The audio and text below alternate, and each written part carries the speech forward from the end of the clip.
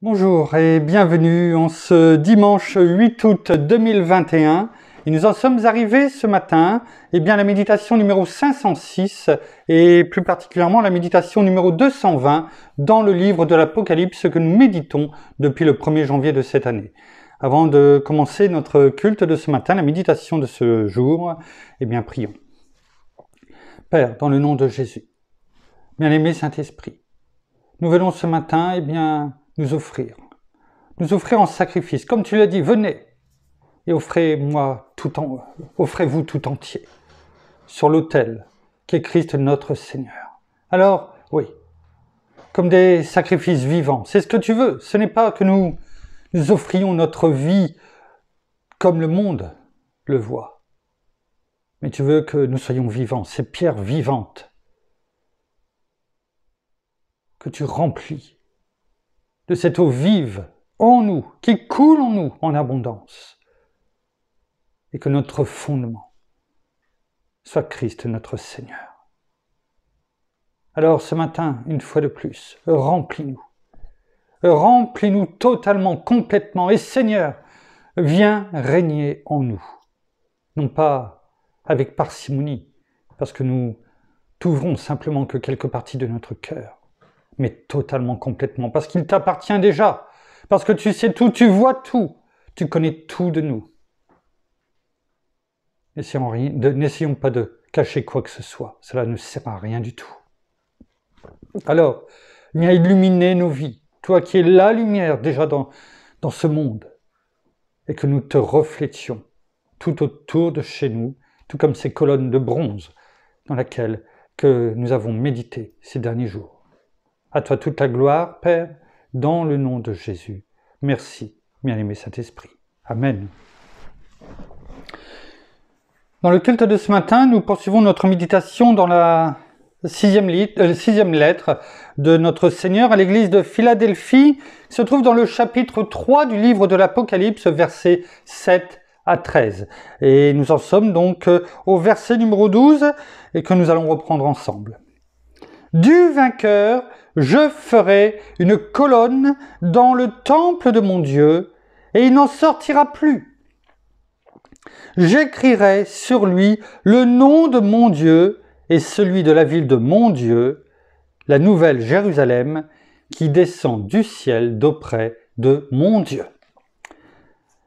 Depuis quelques jours, nous méditons sur cette première partie du vainqueur, je ferai une colonne dans le temple de mon Dieu, notamment sur le terme colonne.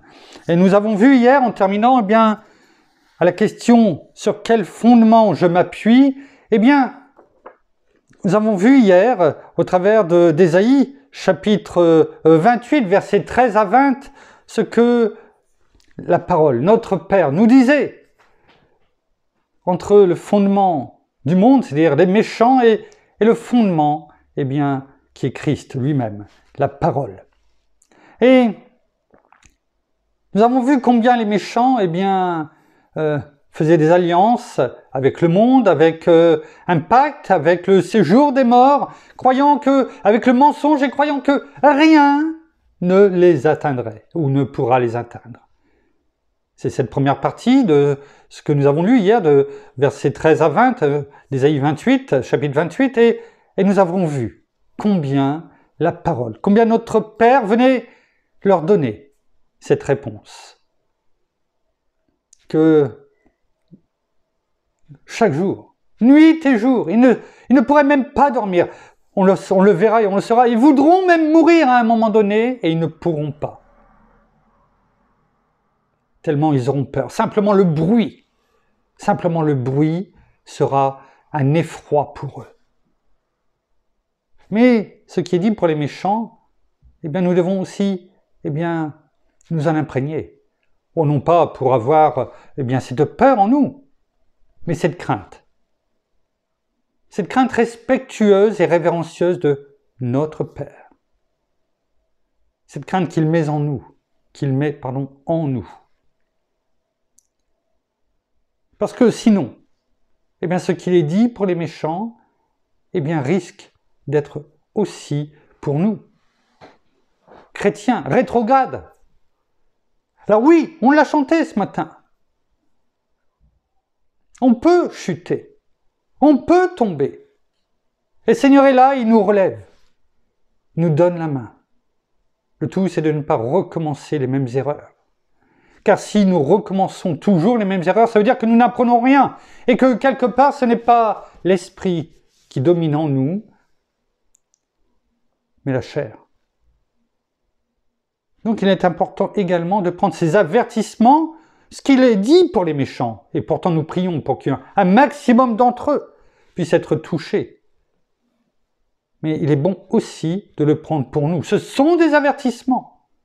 Attention à ta vie également.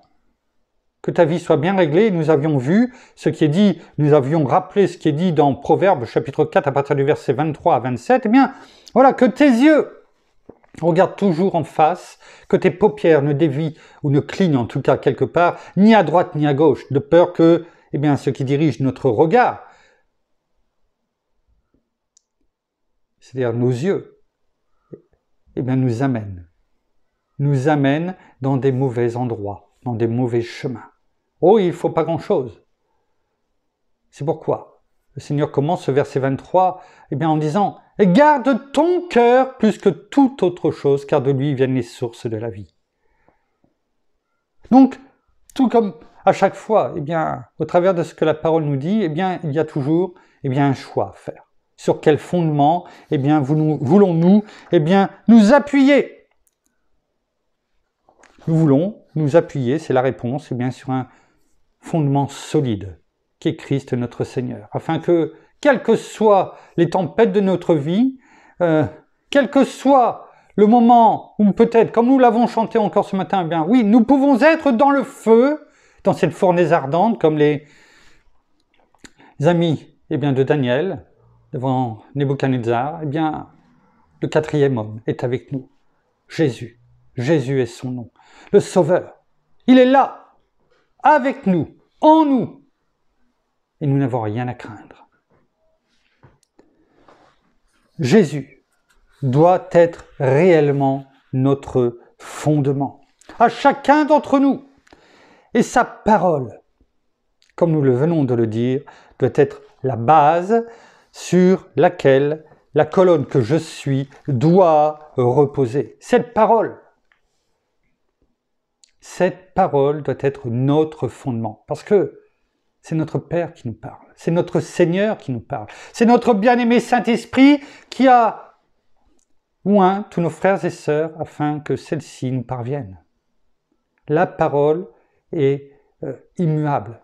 Il est dit dans Luc 13, 31, dans Marc 13, 31, il est dit « La terre et les cieux passeront, et le ciel passeront, mais mes paroles ne passeront point. » Dans d'autres versions, il est dit « Ne disparaîtront jamais. » Jamais.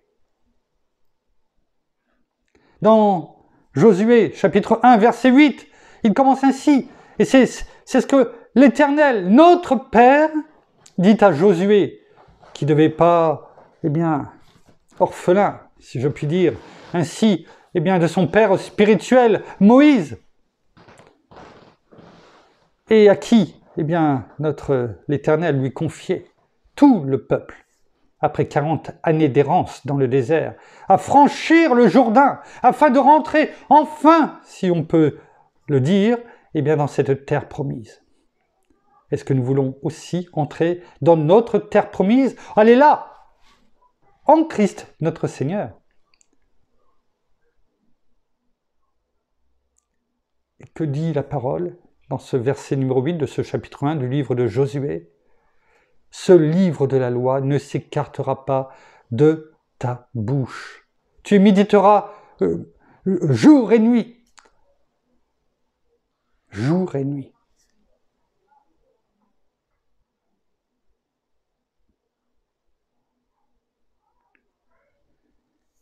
C'est ça notre fondement. Christ notre Seigneur, la parole sur laquelle la colonne que nous sommes doit reposer. Et comme nous l'avons déjà évoqué, et on peut le rappeler, chacun d'entre nous, non seulement devons être cette colonne, bien sûr, celle dont parle l'apôtre Paul à Timothée. On peut le prendre on le voit notamment dans 1 Timothée, chapitre 3, verset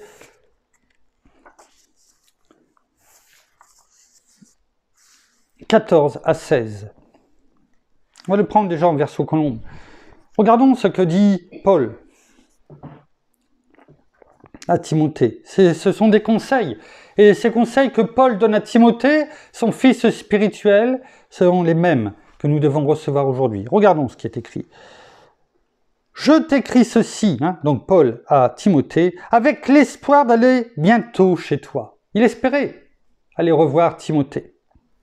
Mais si je tarde, tu sauras ainsi comment il faut se conduire dans la maison de Dieu, qui est l'église du Dieu vivant, la colonne et l'appui de la vérité. Et il faut avouer que le mystère de la piété est si grand et grand. Celui qui a été manifesté en chair, justifié en esprit, est apparu aux anges, a été prêché parmi les nations, a été cru dans le monde, a été élevé dans la gloire. Prenons-le dans 2 autres versions, Nouvelle Français courant et Parole de vie. Oui, c'est un grand mystère. C'est ce grand mystère que Paul donne à Timothée, ce grand mystère de notre attachement à Dieu. En Nouvelle Français courant, il est écrit « Je t'écris cette lettre tout en espérant cette espérance que nous devons avoir. » Oui, cette espérance vivante.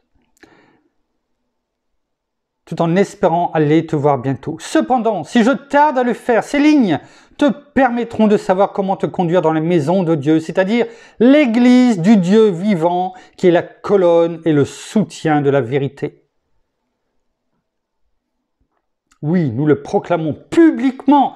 Rappelons-nous.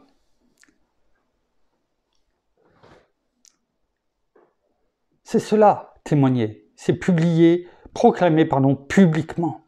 Il est grand le mystère de notre attachement à Dieu. Le Christ, il s'est révélé comme un être humain. Il a été reconnu juste par l'Esprit Saint. Il s'est fait voir à des messagers. Il a été annoncé à tous les peuples. Il a été accueilli avec foi dans le monde entier. Il a été élevé en gloire. C'est ça le témoignage. Notre témoignage en tant que colonne de sagesse et de vérité. Et en parole de vie, juste ce petit passage du verset 15, là où il est dit, aussi bien en version colombe que en Nouvelle Français courant, de savoir comment te conduire dans la maison de Dieu, c'est-à-dire l'église du Dieu vivant. Là, il est dit au verset 15, « Mais si je n'arrive pas tout de suite, tu sauras par cette lettre comment te conduire dans la famille de Dieu. » Cette famille, c'est l'église du Dieu vivant qui soutient et protège la vérité. Notons, l'église de Dieu. Il est dit, c'est quoi? C'est une famille. Nous avons notre Père qui est là, qui nous a donné son esprit d'adoption afin que nous soyons appelés enfants de Dieu. Et nous le sommes, tout comme il est dit dans 1 Jean chapitre 3 verset 1er. Parce qu'il nous a tant aimés.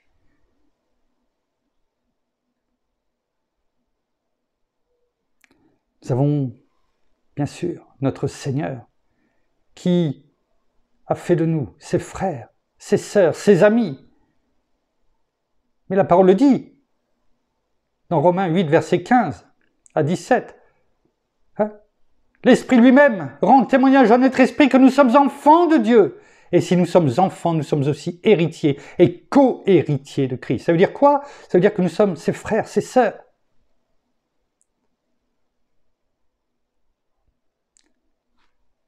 En Dieu notre Père, en Christ notre Seigneur,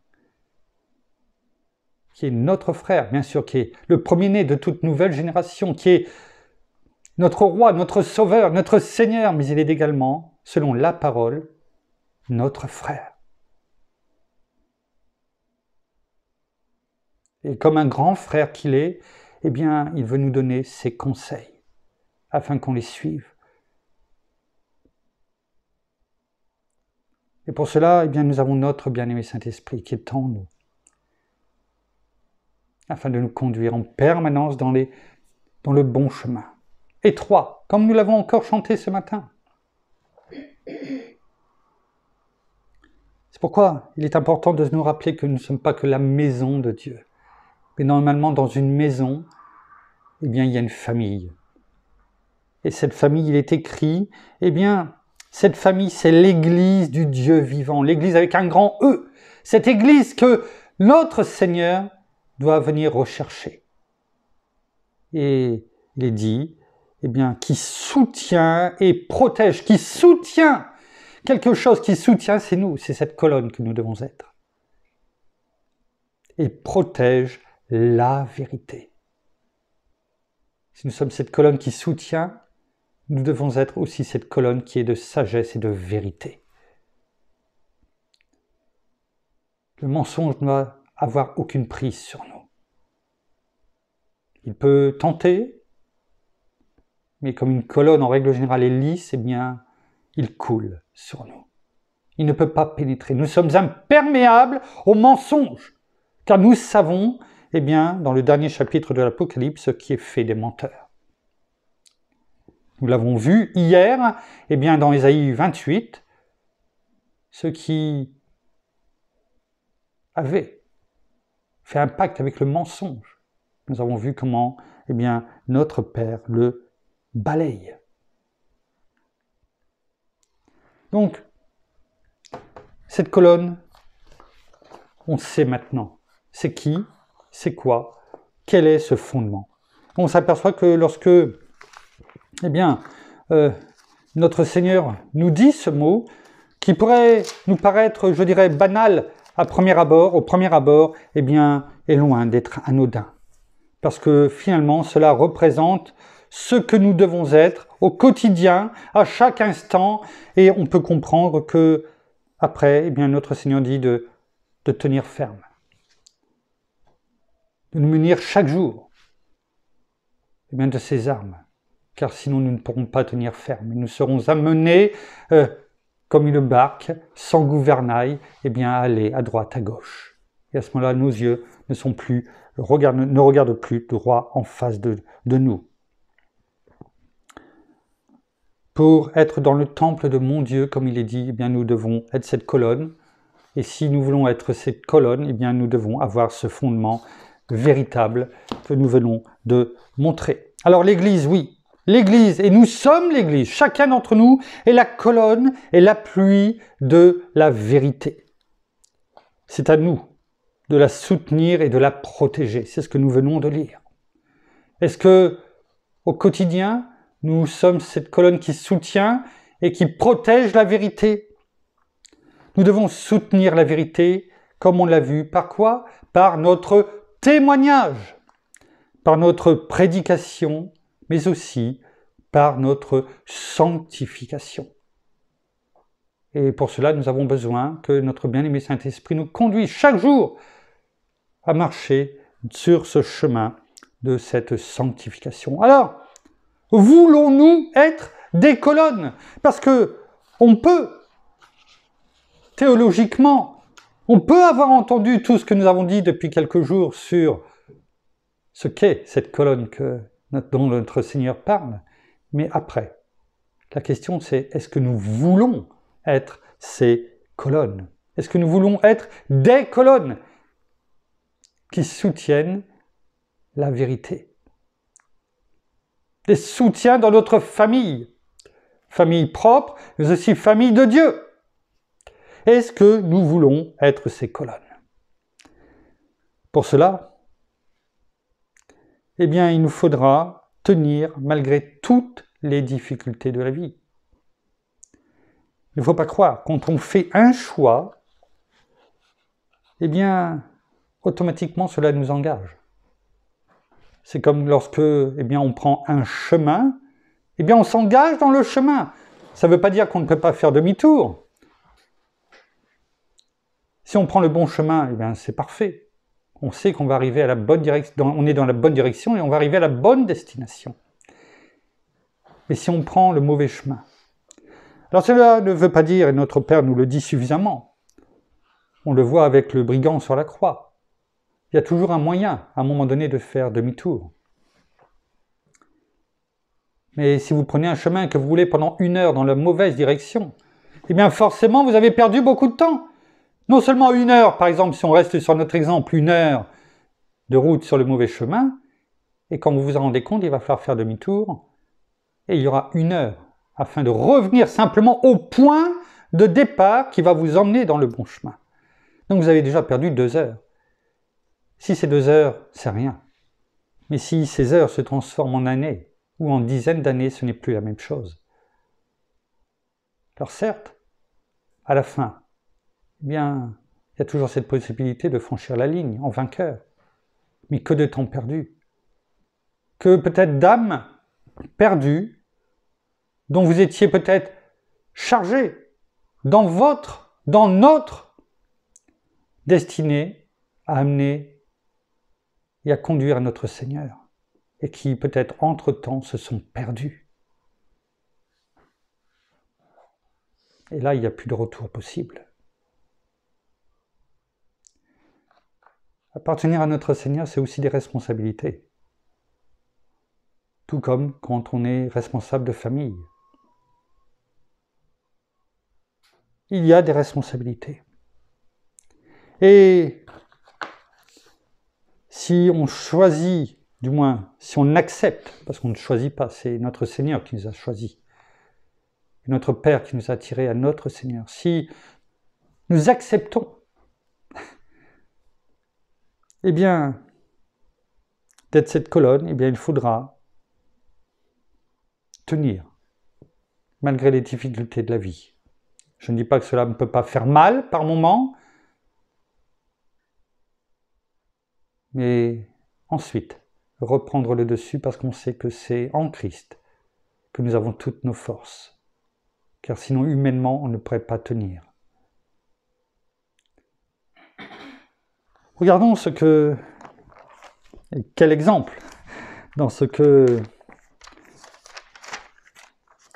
nous devons quelquefois affronter. Il suffit de regarder. Alors c'est vrai que ce n'est pas toujours facile, et il faut demander à notre bien-aimé Saint-Esprit eh bien de nous le faire comprendre.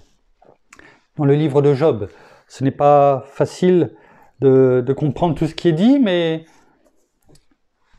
le bien-aimé Saint-Esprit éclaire nos yeux.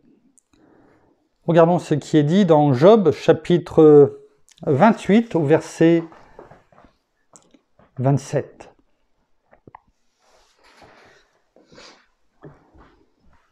Il est écrit « Alors il vit la sagesse et la manifesta.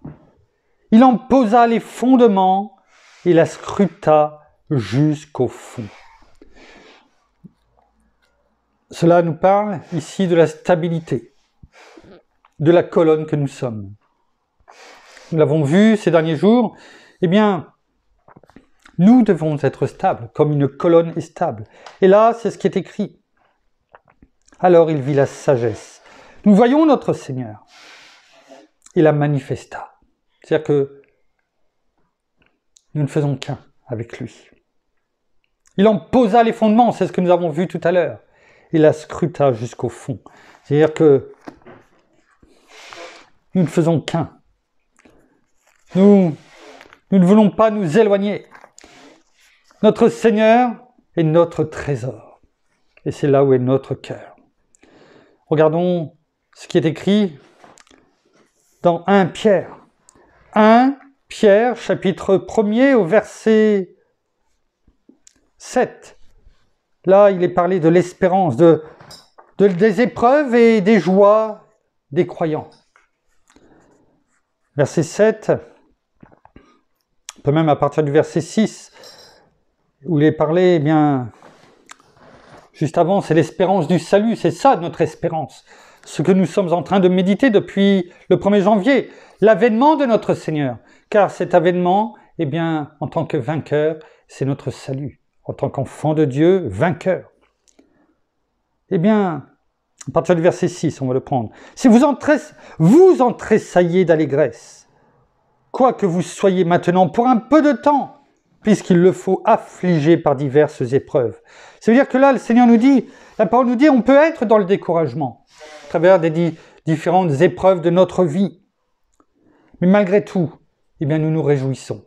Non pas de ces épreuves en elles-mêmes, humainement parlant, mais parce que nous savons que nous sommes déjà vainqueurs dans toutes ces tribulations, dans toutes ces épreuves. Et parce que nous apprenons, eh bien, au travers elles, à grandir, à faire le meilleur choix possible, c'est-à-dire à nous confier en Christ notre Seigneur, dans sa force souveraine, à demander à notre Père, à notre bien-aimé Saint-Esprit de nous conduire, eh bien toujours dans la bonne décision à prendre, d'avoir les bonnes réactions, qu'il maintienne le cap, car c'est lui qui tient le gouvernail. Rappelons-nous que dans la tempête, notre Seigneur est toujours à nos côtés. On l'a chanté, là aussi, ce matin. Il est là, toujours. On pourrait croire que quelquefois il ne répond pas parce qu'il dort, comme dans la barque, mais il ne dort pas. Il ne dort pas. Il est là et il attend qu'on lui demande les choses, parce qu'il veut intervenir. Et il veut surtout que nous apprenions les choses, c'est-à-dire à nous tourner toujours vers lui, et non pas simplement de regarder à nos faibles forces, à notre faiblesse qui nous caractérise, si humainement parlant. Alors il nous dit, fais appel à moi, je suis là à tes côtés. Non seulement je vais apaiser les tempêtes, je vais apaiser les mers, et on va aller, comme je le disais encore il y a quelques jours, eh bien, accoster sur l'autre rive. C'est-à-dire qu'il y avait l'avant et il y a l'après. Et entre les deux, tu as appris une leçon. Même si c'était une tempête dans ta vie. Et c'est ce qui est dit ici. Tu peux être à un moment donné dans un découragement, affligé par diverses épreuves, mais malgré tout, eh bien, tu te réjouis parce que tu sais, c'est ce que nous devons comprendre, que cette épreuve, nous allons la traverser, quelle qu'elle soit. Petite, moyenne ou grande. Nous sommes déjà vainqueurs, parce que le Seigneur nous dit, j'ai vaincu le monde. Et c'est cela, dans les épreuves, eh bien, ce qui nous soutient, ce qui nous permet de tressaillir, de joie, d'allégresse, il est dit. D'allégresse. Ça peut être contradictoire, hein? Humainement parlant, oui. Mais si nous vivons dans ce monde, nous ne sommes plus du monde. Nous sommes enfants de Dieu. Et nous le sommes. Et il est écrit au verset 7, donc dans la suite, hein, puisqu'il le faut, affliger par diverses épreuves, afin que votre foi éprouvée, voilà, que votre foi éprouvée, dans la tempête, dans les épreuves, notre foi est éprouvée. Et que faisons-nous dans ces cas-là? Est-ce que notre foi défaille? Ou est-ce que notre foi finalement est renforcée parce que nous savons quel est notre fondement, sur quelle colonne, enfin la colonne que nous sommes, sur quel fondement solide, fondation. Et on sait que quel que soit le poids de la colonne, ça tiendra. Qu'importe le poids que la colonne doit supporter, le fondement est solide, les fondations sont solides. Donc afin que votre foi éprouvée, bien plus précieuse que l'or périssable, notre foi a beaucoup plus de valeur que l'or.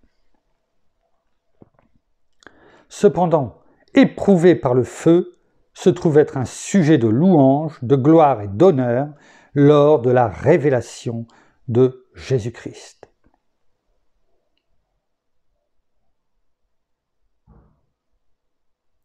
On pourra même y rajouter le verset 8 et 9 pour voir et pour terminer, je dirais, cette méditation que nous avons depuis quelques jours sur la colonne. Et à quoi cette colonne, eh bien, doit nous amener, Et en fait, elle rejoint au travers de ces deux derniers versets, 8 et 9, de la première épître de Pierre, chapitre 1er, eh bien, elle nous ramène, ces deux versets nous ramènent eh bien, à ce qui est dit dans l'Apocalypse, chapitre 3, verset 12, finalement. Pourquoi ? Pourquoi ? Pour être ses vainqueurs. Vous l'aimez, sans l'avoir vu, sans le voir encore, vous croyez en lui, et vous tressaillez d'une allégresse indicible et glorieuse.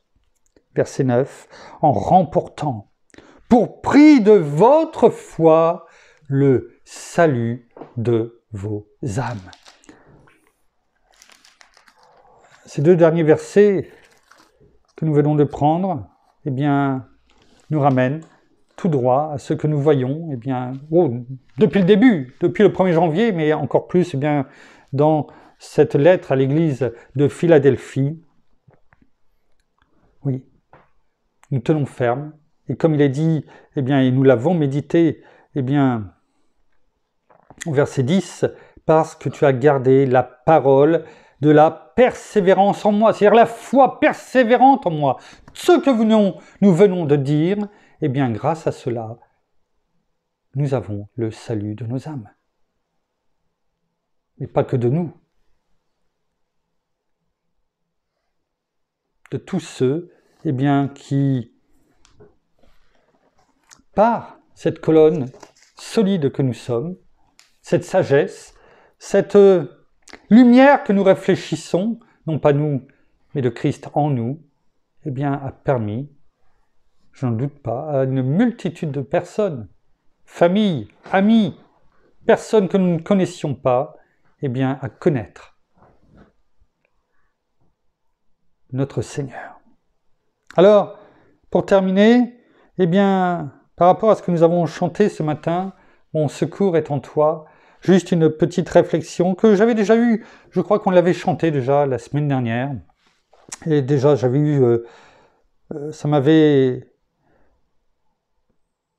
marqué, pourtant cette chanson, eh bien, cette louange, on l'a chantée tellement de fois, eh bien, il est dit vers la fin, ta victoire, mon espoir, ton chemin, mon destin, ton salut, mon refuge, tout est en toi. Notons que pour avoir le mon, il faut avoir le ton ou le ta.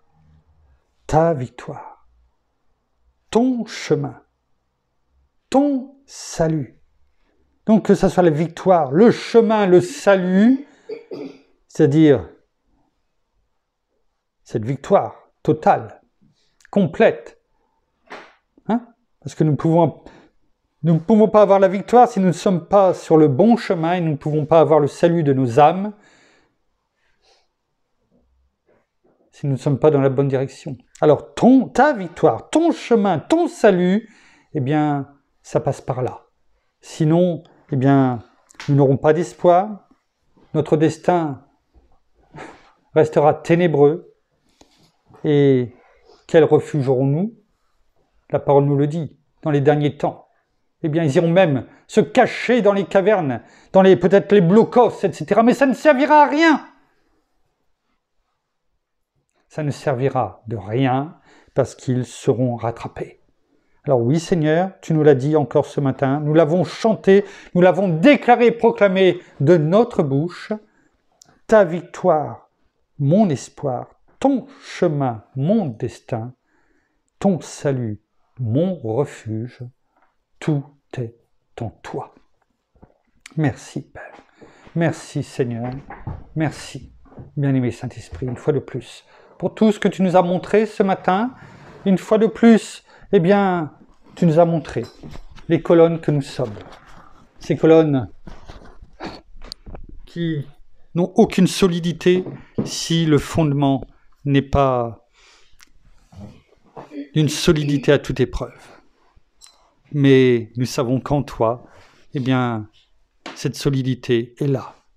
Car c'est toi, Père, qui façonne cette colonne que nous sommes en Christ Jésus, notre Seigneur. Nous terminons par la prière. Non, merci Seigneur, et bien encore pour ta parole ce matin. Merci parce que tu nous inondes chaque jour de ton amour, de ta bonté et de ta bienveillance. Merci parce que tu veilles sur chacun de tes enfants. Même si les temps sont durs pour certains, même s'il y a des difficultés ou des épreuves, comme nous l'avons entendu et dit ce matin, eh bien tu es là avec nous, dans la tempête, dans le feu. Et c'est toi qui nous relèves, c'est toi qui nous protèges. Tu es notre bouclier, tu es notre secours. Oui, c'est toi qui nous mènes vers ce chemin de la victoire. Nous sommes sur ce chemin avec toi et nous voulons y rester et y demeurer chaque jour de notre vie. Ne baissons pas les bras, ne nous décourageons pas, mais gardons toujours nos regards tournés vers toi, toi notre espérance, toi notre salut, toi notre roi, notre majesté, toi en qui nous devons nous confier et nous fortifier chaque jour de notre vie. Oui, tu es notre espérance et notre salut, tu es la bonté, la bienveillance et l'amour incarné. Oui, toi qui as le nom qui est au-dessus de tout nom, qui a toute puissance, non seulement dans les cieux, sur la terre et sous la terre. Toi qui es notre majesté et notre roi, à qui nous devons toute louange, gloire et honneur pour l'éternité, aujourd'hui, demain et pour l'éternité, et tous les jours. Oui, tu as dit que même dans l'épreuve, eh bien, tu étais là, à nos côtés, et cela jusqu'à la fin du monde. Alors nous voulons nous fortifier dans ces paroles, nous voulons nous fortifier dans ta force souveraine, et que ta parole, eh bien, brille en nous, que ton esprit brille en nous et vient nous inonder encore de ton amour, mais aussi de ton esprit, jour après jour, afin que nous marchions sur ce chemin de sanctification, jour après jour, avec toi. Alors, soyez tous abondamment bénis, frères et sœurs, ainsi que tous vos proches et vos familles. Soyez vigilants, soyez prudents, soyez armés et soyez persévérants dans votre foi, dans le nom de Jésus. Amen. Amen. Merci. Voilà, ainsi s'achève le culte de ce dimanche matin. Eh bien, nous vous bénissons abondamment de toutes les bénédictions spirituelles dans les lieux célestes en Christ. Nous saluons nos amis au Québec, au Canada, en francophonie, en France, à Paris et tout autour de chez nous. Et nous vous souhaitons un excellent dimanche à toutes et à tous. Et nous vous donnons rendez-vous demain pour la suite de notre méditation sur le livre de l'Apocalypse que nous révèle jour après jour notre bien-aimé Saint-Esprit dans le nom de Jésus et pour ta gloire, Père. À demain, soyez abondamment bénis. Au revoir.